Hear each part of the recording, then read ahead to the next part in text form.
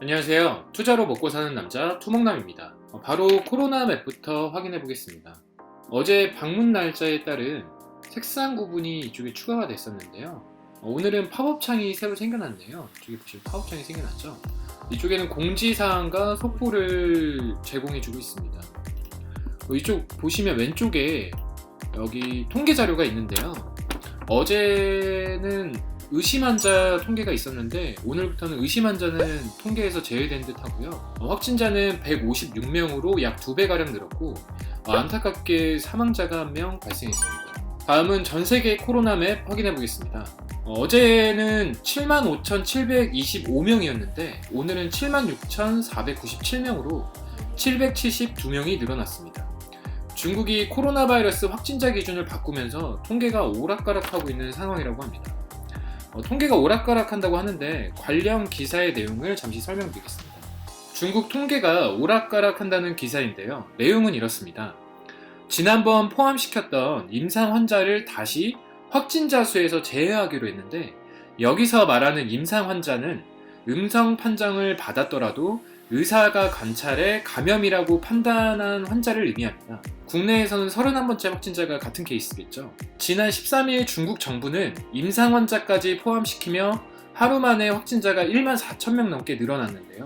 그렇지만 일주일 만에 다시 기준을 제자리로 돌려놨다고 합니다. 위생당국은 진단 키트의 정확도가 향상됐기 때문이라고 설명했는데 오락가락하는 당국 발표에 국가 통계에 대한 신뢰는 점점 무너지고 있는 느낌입니다. 다음은 국내 뉴스 살펴보겠습니다. 코로나 바이러스 국내 첫 사망자 발생했죠. 사후 검사에서 양성 반응을 나타냈다고 합니다. 보건당국에 따르면 이 확진자는 20년 넘게 이 병원에 입원해 있다가 지난 19일 새벽 폐렴 증세로 사망했다. 코로나 감염증 사망 후 검체를 채취해 진행한 검사에서 확인됐다고 합니다. 이날 오전에는 확진자 2명이 나온 정신병동의 환자 109명과 직원 등 약 120명에 대한 검체 검사가 진행됐다. 중대본은 대남병원과 오늘도 나타나네요. 중대본에 따르면 31번째 환자는 확진 전인 이달 초 청도에 방문했다. 청도에 방문했었죠. 대남병원 확진자는 사망자를 포함해 총 13명이다. 또 대남병원과 집단 감염이 벌어진 신천지 대구교회와의 연관성도 추적 중이다. 31번째 환자가 증상 발현 전후 신천지 대구교회에서 4차례 방문한 만큼 관련성이 있다고 보기 때문이다. 이 교회에서는 31번째 환자를 포함해 코로나 바이러스 환자가 총 43명 발생했다. 다음 뉴스도 한번 살펴보겠습니다. 이건 속보로 들어왔던 기사인데요. 박원순 시장님이 광화문 광장 집회 금지, 서울 신천지도 일시 폐쇄한다고 기사가 나왔습니다. 기사를 살펴보면 박원순 서울시장이 신종 코로나 바이러스 확산 방지를 위해 광화문에서 집회를 여는 것을 당분간 금지한다고 밝혔습니다. 박 시장은 이날 오전 서울시청 브리핑룸에서 긴급 브리핑을 열고 신종 코로나 확산을 예방하기 위해 광화문 광장 집회를 전면 불허하겠다고 밝혔습니다. 박 시장은 또 오늘부터 서울 소재 영등포, 서대문, 노원구, 강서구에서 포교 사무실 형태로 운영되고 있는 신천지 교회에 대해 일시적으로 폐쇄 조치하겠다고 말했습니다. 다음 뉴스도 이어서 살펴보겠습니다. 이 기사는 휴교령에 대한 기사인데요. 신종 코로나 바이러스 확산으로 휴교령 가능성이 제기되면서 온라인 교육 관련주가 급등세다. 20일 오전 기준으로 내용은 그렇습니다. 아이스크림 에듀, 메가 MD, 미니 능률은 상승세를 기록하고 있다고 합니다. 이 기사의 중요한 부분은 이 부분인 것 같아요. 정부는 코로나 관련 감염병 위기 경보 수준을 경계, 지금 현재 경계로 유지하고 있었는데 최고 단계인 심각 단계로 격상하게 되면 정부가 휴교령, 집단 행사 금지 등을 강제할 수 있다고 밝혔습니다. 이 정도로 이 정도면은 공식적으로 경계 상태지 실제 흐름은 심각 단계로 격상된 거 아닌가? 여기 보면은 경계 단계를 유지하고 있었는데 전에 기사를 보면 폐쇄 조치했잖아요. 그러면은 실질적으로 경계 상태에서 심각 단계로 격상되는 조금의 시그널로 이해를 해도 될 것 같습니다. 신천지 폐쇄가 괜히 말이 나오는 것도 아닌 게 기사인데요. 한번 살펴보겠습니다. 보시면 예배는 안 갔다 해라. 폐쇄적인 신천지.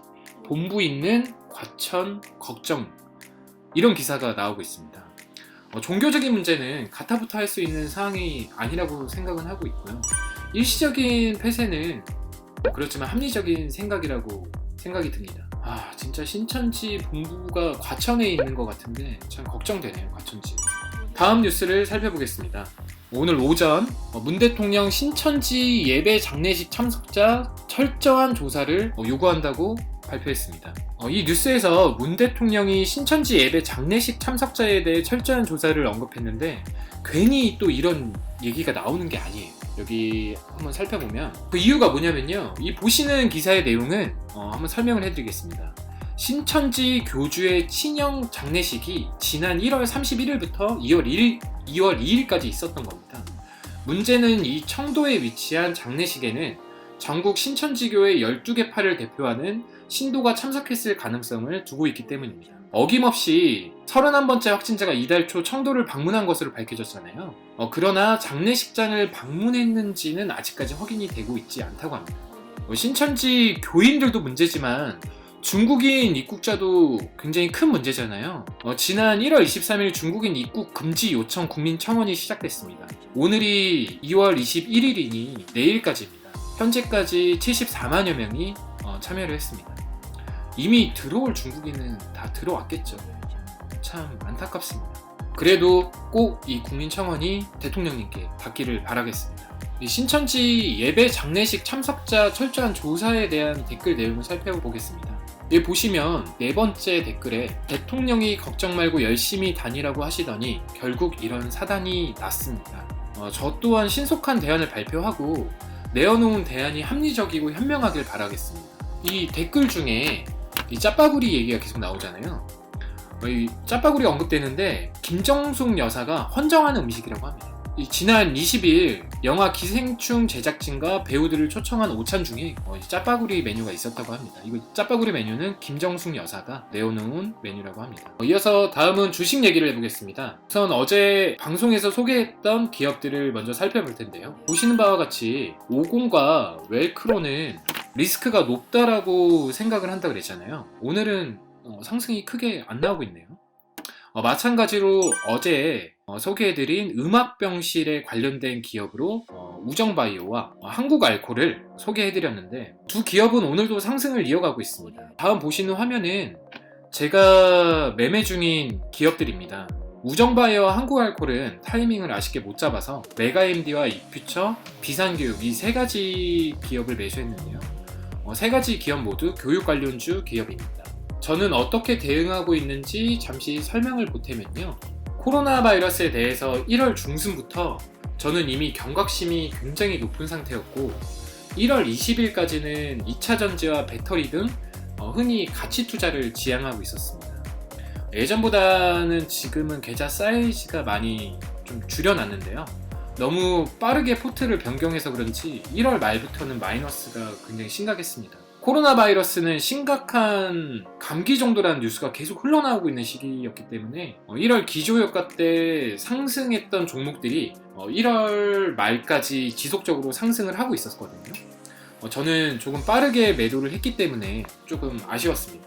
그렇지만 중국을 보면서 기관 투자자들 매매를 참고하기로 마음 먹었고 화면을 보여드리면 제가 시그널을 조금 느꼈던 부분입니다. 여기 보시는 바와 같이 2020년 1월 14일 이때 있잖아요. 이때부터 기관 투자자들이 굉장히 매도를 하는 게 이상한 거예요. 아무리 생각을 해도 기관이 왜 매도를 하지? 지금 굉장히 상승세를 이어나가고 있는 상태였거든요. 작년 10월과 1월 그리고 현재에서 다른 부분은 기존에는 밸류에이션이 작년 10월과 1월 그리고 현재에서 다른 부분은 기존에는 밸류에이션이 뛰어난 기업들 위주로 매매를 했었고요. 밸류에이션이 좋은 기업은 비중을 높게 잡았고 밸류에이션이 낮은 이런 HLB 같은 종목은 비중을 50%만 진입을 했었습니다. 현재는 모든 기업의 비중을 동일하게 맞추는 포트폴리오를 지향하고 있고 전체 운영하는 금액은 현저하게 낮춰둔 상태입니다. 코로나 바이러스는 어떻게 보면 시간과의 싸움이라고 생각을 하거든요. 언젠가 될지는 모르지만 언젠간 확산이 멈춘다고 생각을 하고 있고 꼭 그렇게 되었으면 좋겠습니다. 기업들이 이 문제를 어떻게 헤쳐나가는지 수시로 체크하면서 기업들이 대응책을 내놓을 거 아니에요. 그러면은 합리적인 부분을 판단을 해서 투자를 이어나갈 생각입니다. 현재 투자한 기업 중에서 시간상 모두를 소개해드릴 수는 없고 이 중 하나인 쇼박스를 짧게 설명해드리겠습니다. 쇼박스는 남산에서 내려와 이태원으로 올라가는 기업이라고 생각합니다. 남산의 부장들은 올해 쇼박스의 첫 배그 작품이었고 손익분기인 500만에 조금 못 미치는 469만 관객을 기록했습니다. 이 영화는 지난 18일부터 VOD 서비스가 시작됐고 이태원 클라스는 쇼박스의 첫 드라마 작품입니다. 코로나 바이러스 여파로 엔터테인먼트 사업이 반사이익을 받을 가능성을 배제할 수 없기 때문에 그리고 무엇보다 이태원 클라스가 너무 재밌더라고요. 이태원 클라스의 지난 15일 시청률은 11.6%를 기록하고 있습니다. 쇼박스의 지난 기업 리포트도 살펴보겠습니다. 애널리스트의 자료라서 모든 걸 참고하진 않고 제가 중요하게 생각했던 부분은 이 부분입니다.